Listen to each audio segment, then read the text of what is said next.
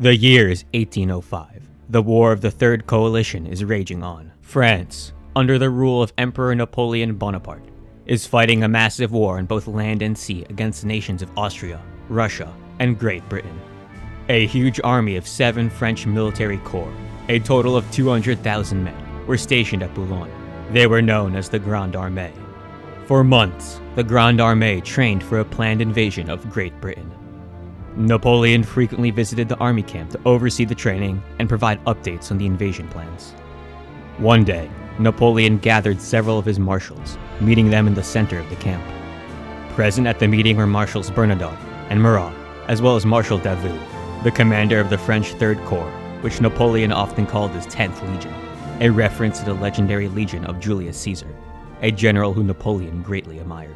At this meeting, Napoleon discussed his plans for the invasion of Britain. Admiral Villeneuve was preparing to embark on a bold mission that would divert most of the British fleet away from the English Channel, hopefully giving the Grande Armée a window of opportunity to cross the Channel. Just as Napoleon laid out his plans for the landings at Chatham and Sheerness, the ground beneath the men began to shake violently. An earthquake, or was it? A massive burst of light engulfed the tent, blinding them all.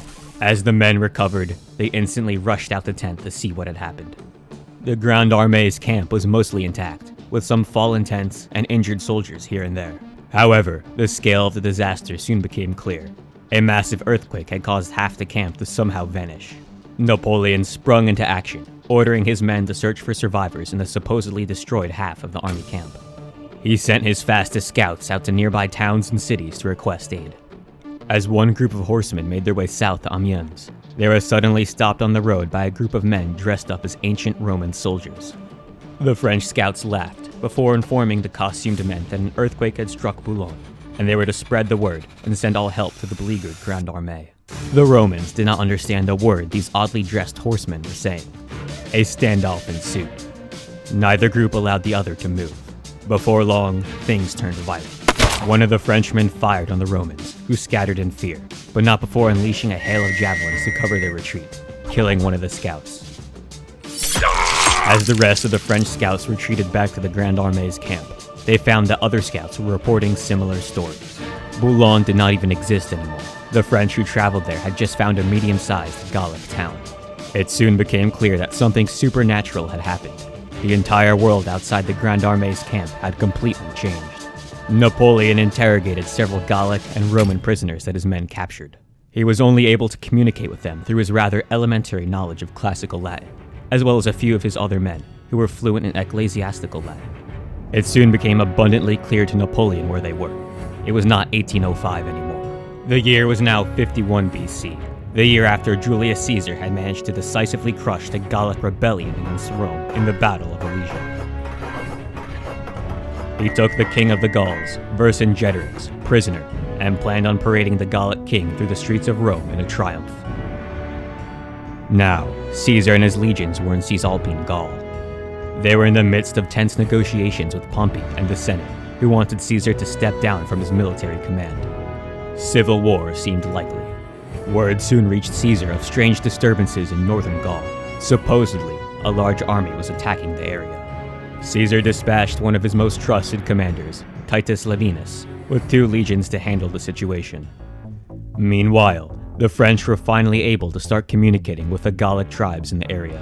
The local tribes, collectively known as the Belgae, were ecstatic at the appearance of a new army. They had revolted against Caesar several times the past few years, only to be brutally put down. Their tribal confederation disbanded, and their territory reorganized into the Roman province of Gallia Comata. Napoleon's sudden appearance gave them new hope for independence. They begged Napoleon to aid them in a new revolt against Rome. Napoleon pretended to consider the offer, but in reality was as of yet unconvinced. He admired Julius Caesar. He had no plans on fighting him. He wanted to meet him.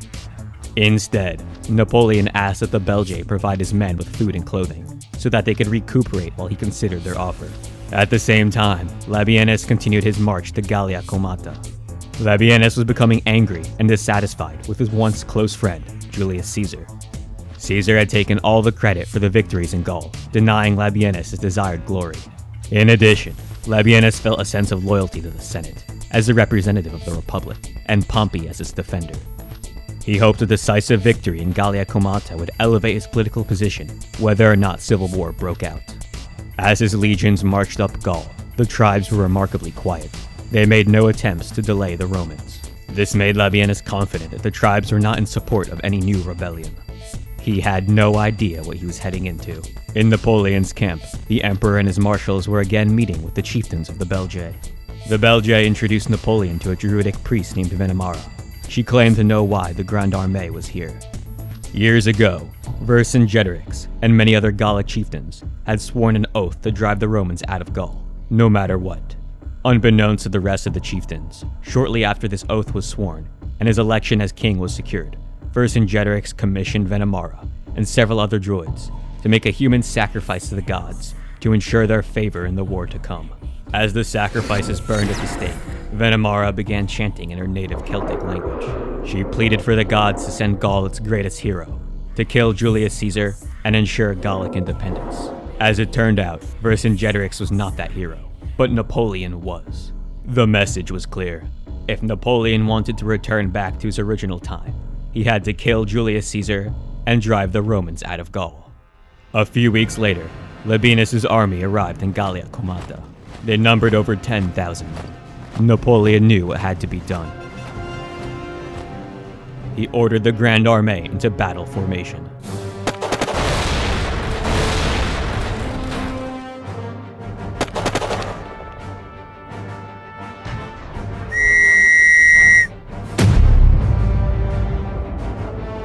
It quickly became apparent to Labienus that he was screwed. He ordered his men to withdraw from the battlefield and make a hasty retreat as far south as possible. But the Romans could not hope to outmatch the French in speed. Several units from Marshal Davout's 3rd Corps outran and outflanked the Romans, completely surrounding them. Labienus decided to make a stand. In the ensuing battle, his legions were routed after just an hour of fighting. The survivors, including Labienus, all surrendered. Napoleon met with Labienus, informing him of his supernatural mission to kill Caesar. Napoleon further explained that he came from the future and knew Labienus would betray Caesar. The French emperor offered to free Labienus from captivity if he would travel to Rome and explain the situation to the Senate. Labienus agreed. News of the disaster in Gallia Comata soon reached Caesar.